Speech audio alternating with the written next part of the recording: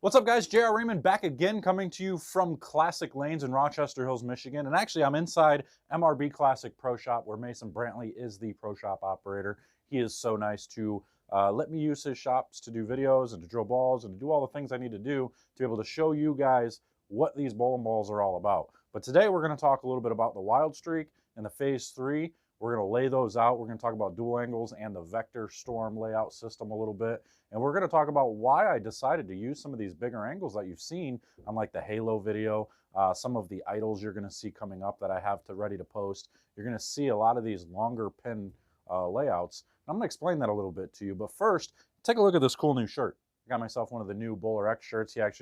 Lee sent me over one of the new shirts that are available over at BowlerX.com. You can get yours, and they're fairly inexpensive too. So head over to BowlerX, check them out. I like these things. These are really comfortable. They're just like a jersey, like you get from High Five or one of those EFX or Logo Infusion, any of those companies. I think these ones actually they come from EFX. So super comfortable, real lightweight, very good for bowling. They even say Team X on the back. They're pretty awesome. They're actually really, really nice. So make sure to head over to BowlerX.com and get yours today. But today we're actually just going to go talk about those layouts. So stay tuned.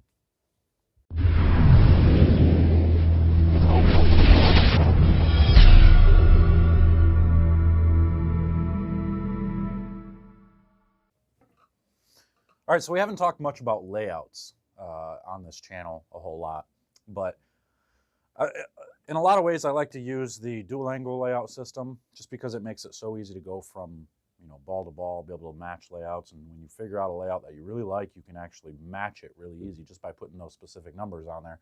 And I guess that's just like any layout. And what most people don't realize is where the pin is for one person, it doesn't necessarily mean that's where you need it. So if the pin's up above the bridge for one person and it looks really good for them, that doesn't mean that if you put the pin directly up above the bridge that it's going to look good for you, because your numbers are completely different than that person's numbers. So we have to take a look at what your positive axis is opposed to the other person, and whatever that layout was that made that ball be pin up above the bridge for them, it may end up being pin down below the ring finger for you. It may look completely different, but give you that same type of reaction as to what they had on that ball. So you got to really pay attention to your specific data rather than trying to pay attention so much to what other people are. So when you see my videos on these layouts and I talk about the distance, the only reason why I have a tendency of not showing the layout is because I don't want you to think that you can just look at that ball and say, okay, I want to lay it out like JR had it and put it pin above the ring or pin above the middle. And I'm hoping to get that same reaction, because I don't want you to do that. I want you to pay attention to the numbers that I tell you. So when I tell you that I go like 60 by 5 by 60, I want you to be able to go to the pro shop and say, hey, I saw a video from JR. He laid out a Phase 3 60 by 5 by 60. I love that reaction. Can we find my positive axis and get one just like that? We're going to lay it out with those same numbers. I want you to be able to walk in with confidence knowing that you can get those layouts and those bowling balls to do whatever I'm showing you out here on the lanes. But lately, I've been doing an awful lot of long pin distance type layouts with my bowling balls because of trying to delay my reaction, trying to get my balls to not be so quick down lane and not be so early in the front part of the lane. So a lot of the times I made the mistake of doing a big first angle. Now, the first angle that you lay out a bowling ball when it comes to dual angles, generally, unless it's symmetrical, on asymmetrical balls, that first number that you put on a bowling ball is going to determine basically how quick you're going to get that ball started, how quick you're going to get the core started. So the lower that number, between 20 and 90, the closer to 20 you get, the earlier you're going to generally get that core to start up on the lane. Okay, so the higher the number, obviously, the later you get it started up. So I was using an awful lot of later numbers or bigger numbers on that first angle, trying to get the balls to go, to get the cores to delay and to wait till they get down lane to start the reaction. So I was going in the right direction that way. And then with the pin distance, we're trying to figure out basically how much of the ball is going to touch the lane, how big that flare is going to be on the bowling ball. And I was using a lot of bigger numbers, shorter numbers. So like 4 inches, between 4 and 4.5 inches was a lot of what I was using, which is a pretty strong number that gets the flare, because that number, the closer you get to 3 3/8, the more flare. If you put a ball at 3 3/8, you're going to get a ton of flare. You're going to get the max amount of flare out of it. So it's going to have the biggest amount of coverage on the bowling ball. It's going to leave the biggest footprint on the lane. And then as you start going away from that, the flare starts to come down a little bit. So I was going about 4.5, which is only about an inch different from max flare. So that caused some issues. So now I'm getting the entire ball to touch the lane basically, but I'm expecting the core to go all the way down lane. Okay. And then what I was doing is I was putting a lower third number in, the VAL number, or the val angle. So that third number I was putting at like 30, 35, and even 40, 40 at the most times, because I'm thinking, my thought process was, okay, I need a ball to get down lane and I want it to go left. Here's the problem. I'm using the entire ball. I'm making the ball flare the entire ball basically. And I'm then putting a big third angle on it to make it strong once it does see friction. So once this ball sees friction, it's trying to go left. So if there's a place where, like most places now, a lot of places you'll notice they have older synthetic surfaces and they're beat up. So there's a lot of early friction in places. So my ball is seeing that friction so fast because of how low my third number was. So it was basically counteracting what my first number was. That first number automatically means nothing anymore because the third number is trying to see the friction so fast and it's trying to react off of the friction. So I had to make that third number much bigger to get myself to get it to slow down and stay clean through the front and not completely jerk down lane. So a lot of my layouts, the last few layouts have been like 5.5. I even did a 6-inch hero, and I used that hero this weekend on a longer pattern and bowled 278 with it, that game that I actually used it. I had front 7. I missed a move. I flat 10, knowing I was about to flat 10. I should have made a small move left when I saw I was about to flat 10. I didn't. I flat 10'd, and then I made the move and basically struck out for 278. So, but anyway, so the ball did exactly what I wanted. It delayed, and then it jerked down lane. It did the right thing down lane for me because of all my big numbers. So we're going to do the same thing here. We're going to try and stick with that same type of layout with these bowling balls. So when we look at these, let's take a look at the Wild Streak here. Get the Phaze out of the way. Wild Streak, you can see big, giant pin. I've already wrote it down. My plan is to do 65 by 5 inches by 60, okay? Which is a little bit different than what I did with like the Idols and the Halos. It's a little bit stronger because this is a weaker core. This has got a little bit weaker core. It's a little bit smoother. I kind of wanted to get a little bit started a little bit quicker, not a whole lot, but just a little bit. So the first thing I'm going to do when we're trying to lay out a ball, even though this is symmetrical, we're going to go through that first angle anyway, just to for repeatability. Okay, so I'm going to draw a straight line from basically the pin all the way through to where the PSA would be technically if there was one. Okay, we're going to put the center of the prosec here directly on the pin, right in the middle where the 0 is here on this prosec. We're going to put it on the pin right there, and we're going to line this bar up back here straight through the line you just drew through the PSA. Okay, and we're going to make that first number. I chose 65, so you can see on the sides here it has the degrees all along here. So it's going to be this side. I'm going to make a mark at the 65. So line it up, mark at 65, and then we're going to line it up from the pin through the mark I just made, and we're going to draw a straight line through there all the way back. So now we have 2 lines. We've got that pin to PSA line, and we've got the pin through this first angle line. Okay, so we got 65 there. Now I want it to be 5 inches because I don't want it to flare a ton. I want to take some of the flare out of it. So we're going to go 5 inches. We're going to put that 0 back on the pin again and line it up across that line we just drew. And we're going to make a mark at 5 inches. So now we got the mark there. Make sure it's visible because this technically now, right here, where that circle is, that is now your positive axis point. That's where your positive axis point is going to end up. Okay. So now we're going to line up that 0 again with the prosec. Right back on that mark you just made. The rest of the prosec, the center of it, goes through the pin again. Now we're going to do this third angle. I said I was going to go with 60. So we got to go back across where you can see where the numbers are. And we're going to make a mark at 60 there. Now from your positive axis point through that mark, you're going to draw a straight line. And this is actually going to be your vertical axis line, or your VAL. Okay. You're going to draw it straight up through and then straight back down. Okay. Now with that positive axis, we need to judge based on, or we need to go based on what our positive axis is. For me, it's 4.5 over and then a full inch up. So because I'm up, I actually have to measure backwards and measure an inch down to make that stay my positive axis.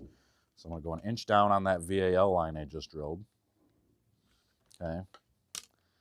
And I'm going to draw a straight line over, lined up with the 0 on that mark I just made, and the prosec back up and down on that VAL, straight across, and I'm going to make a mark at 4.5.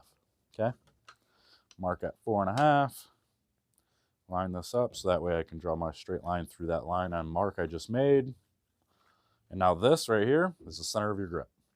So this is going to end up drilling out that that finger, I believe. Let me see where it's going to end up. It's going to end up, oh yeah, we're basically going to be drilling out that finger. So that basically this is where my holes are going to be.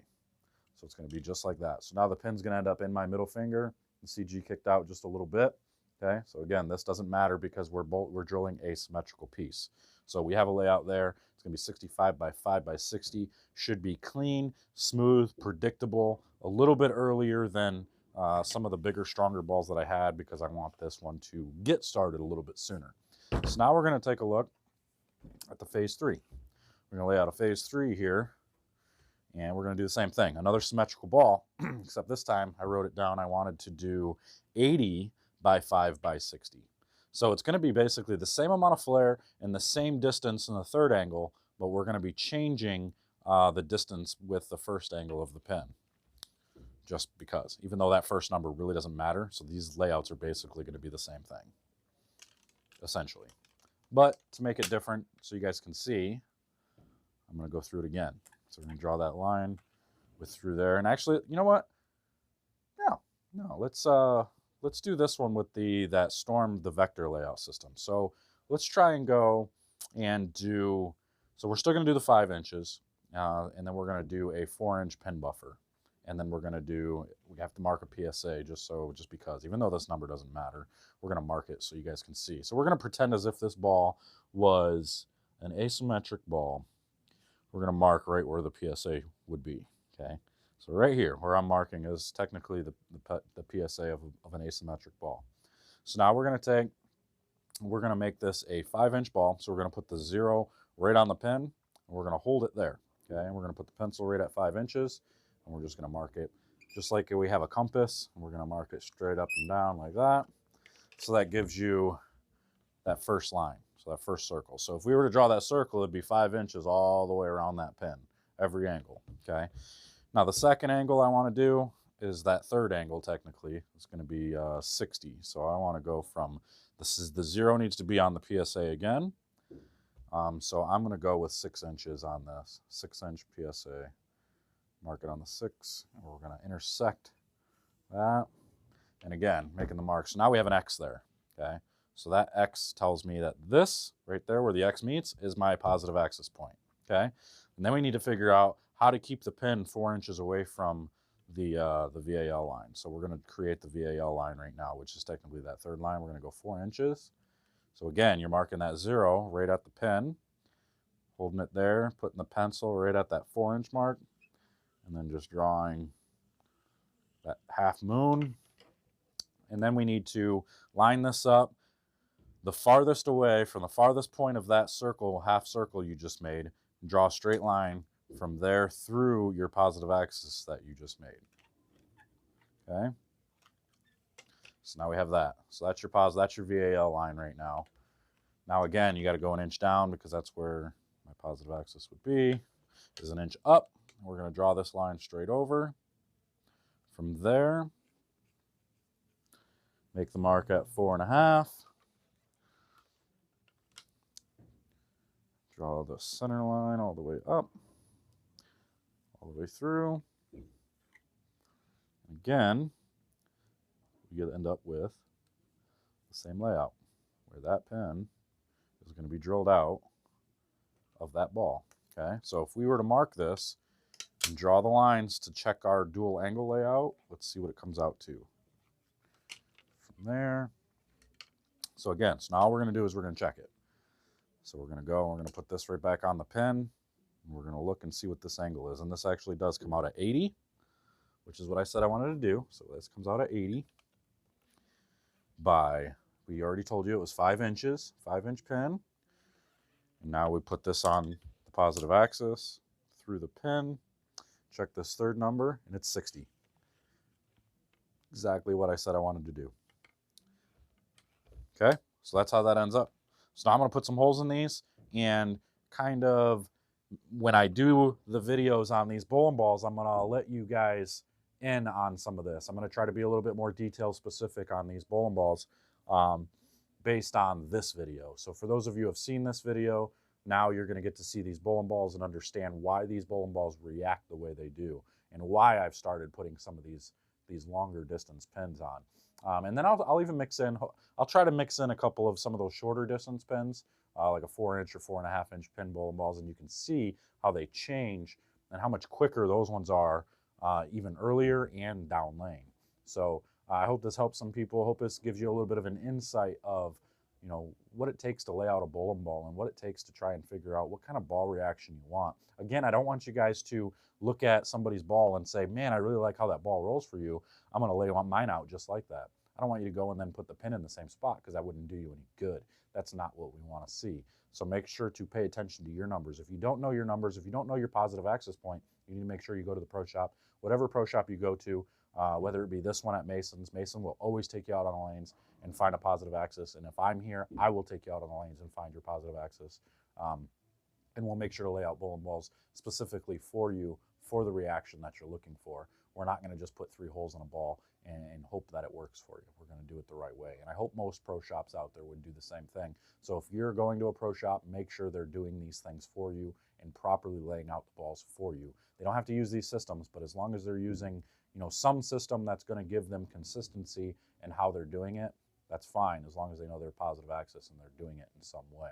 So hope this helps. Make sure to subscribe, like the channel, like the comment, like the video, and then comment below with what you think of all of this new type of stuff, even though it's not very new. So anyway, make sure to head over, get yourself one of these shirts too. Go to BowlerX.com. You can get either one of these balls, the Phaze 3 or the Wild Streak over. I think they're pre-ordering those right now at BowlerX.com, and you can get one of these shirts today over at BowlerX.com. These things are super nice, like I said earlier. So make sure to head over there. On anything, you can try and use discount code JRX. I know there's some items that are excluded on that, so pay attention to that. But try to use discount code JRX. And until next time, guys, we'll see you later.